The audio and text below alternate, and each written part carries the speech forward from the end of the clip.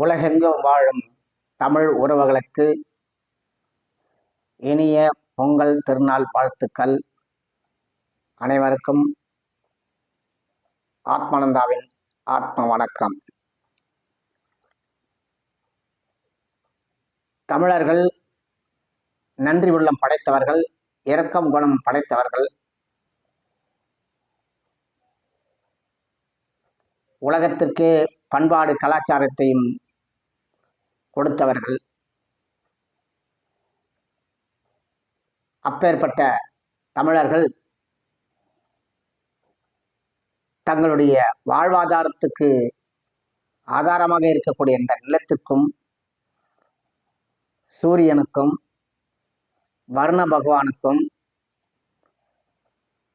தங்களோடு வாழ்வியலோடு அன்றாடம் இணைந்து இருக்கிற காளை மாடுகளும் பசு மாடுகளும் இவைகளுக்கு நன்றி சொல்லும் விதம்தான் இந்த பொங்கல் திருநாள்.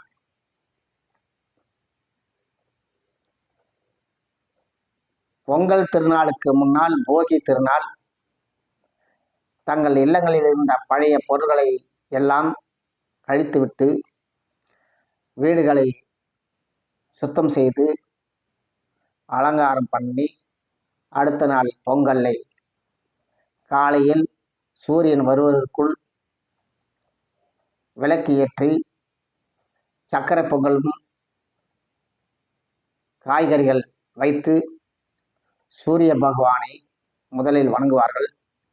அது வணங்கிய பிற்பாடு வாசலில் பொங்கல் பானை அடுப்பை பற்ற வைப்பார்கள்.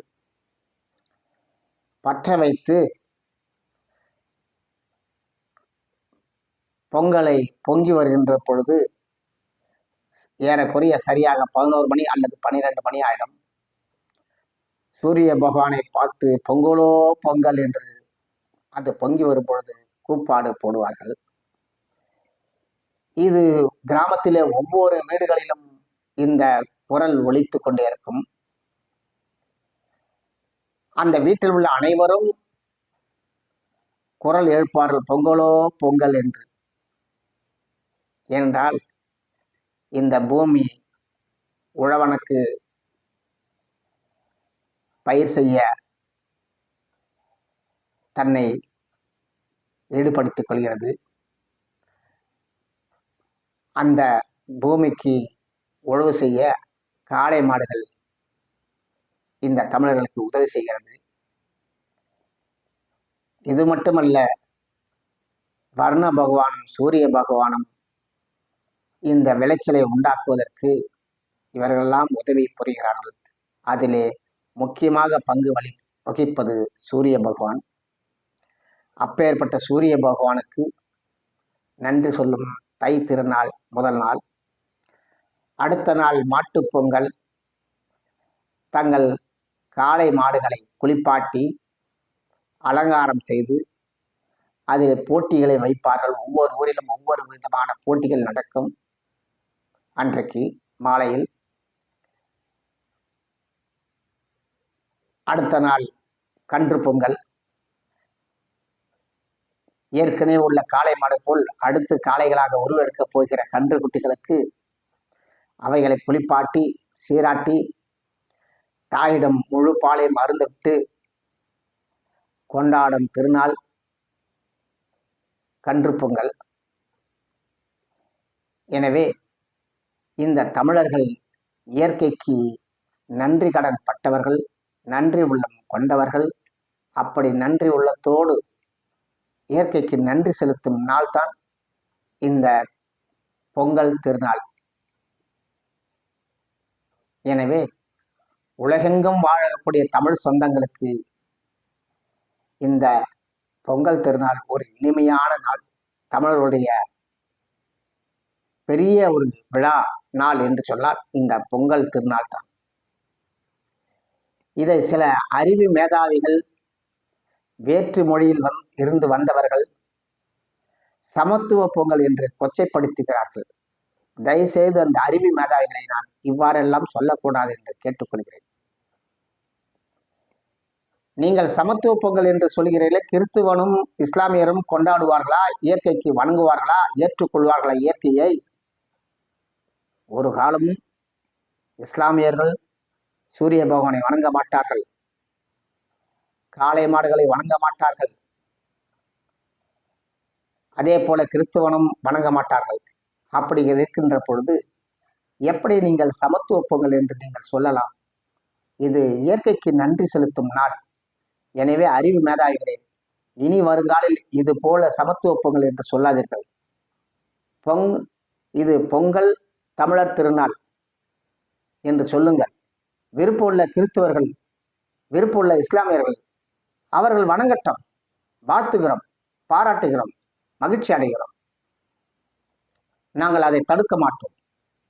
இயற்கைக்கு நன்றி சொல்லட்டும், அதை நாங்கள் ஏற்றுக்கொள்கிறோம்.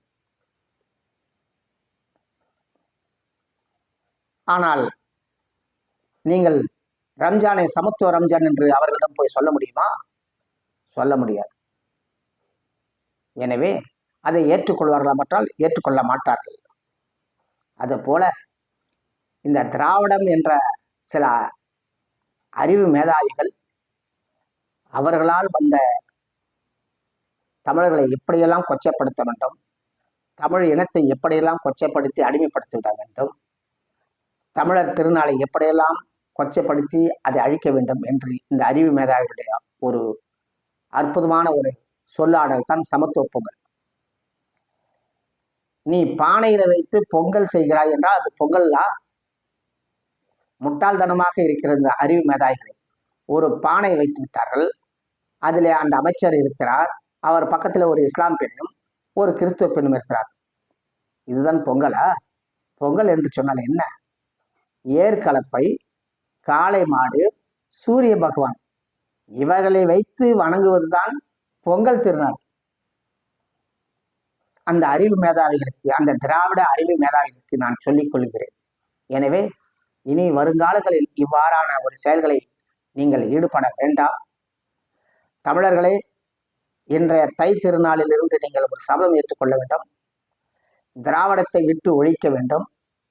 திராவிடம் தமிழர்களை கொச்சைப்படுத்தி தமிழர்களுடைய வாழ்விலை தேடி அதை திராவிடம் தெலுங்கர்கள் கொண்டு வந்தது போலும், தமிழர்களுக்கு அறிவில்லாத மாதிரியும் தமிழர்களுக்கு ஒன்றும் தெரியாத மாதிரியும் உருவாக்கக்கூடிய ஒரு அமைப்பு தான் திராவிட அமைப்பு. எனவே இந்த திராவிட அமைப்பை விட்டு தமிழர்கள் விலக வேண்டும். ஏனென்று சொன்னால் இந்த திராவிடம் இங்கே தமிழர்களிடம் மட்டும்தான் இந்த சொல்லாடல் இவர்கள் கையாள்கிறார்கள். கையாளக்கூடிய நபர்கள் யார் என்று சொன்னால் தெலுங்குக்காரர்கள், வந்தியர்களான தெலுங்குக்காரர்கள். இந்த தெலுங்குக்காரர்கள் தங்களை மறைத்து கொள்ள, தங்கள் வாழ்வியலை சீர்படுத்திக் கொள்ள, இந்த தமிழர்களை ஏமாற்ற ஒரு சொல்லாடலை கொண்டு வந்து தான் திராவிடம். நீங்கள் ஆந்திராவிலே போய் சொல்லி பாருங்கள், அவர்கள் ஏற்றுக்கொள்வார்களா என்றால் ஏற்றுக்கொள்ள மாட்டார்கள். நாங்கள் தெலுங்கராக இருப்போம், கன்னடராக இருப்போம், மலையாளியாகத்தான் இருப்பான். ஆனால் அவன் திராவிடம் என்று ஒரு நாளும் சொல்ல மாட்டான், ஏற்றுக்கொள்ள மாட்டான். அப்படி இருக்கின்ற பொழுது தமிழர்களே, நீங்கள் மட்டும் ஏன் இந்த திராவிடத்தை ஏற்றுக்கொள்ள ஒரு சில தமிழர்கள் ஆசைப்படுவது நியாயமா? எனவே இந்த 2026 வருகிற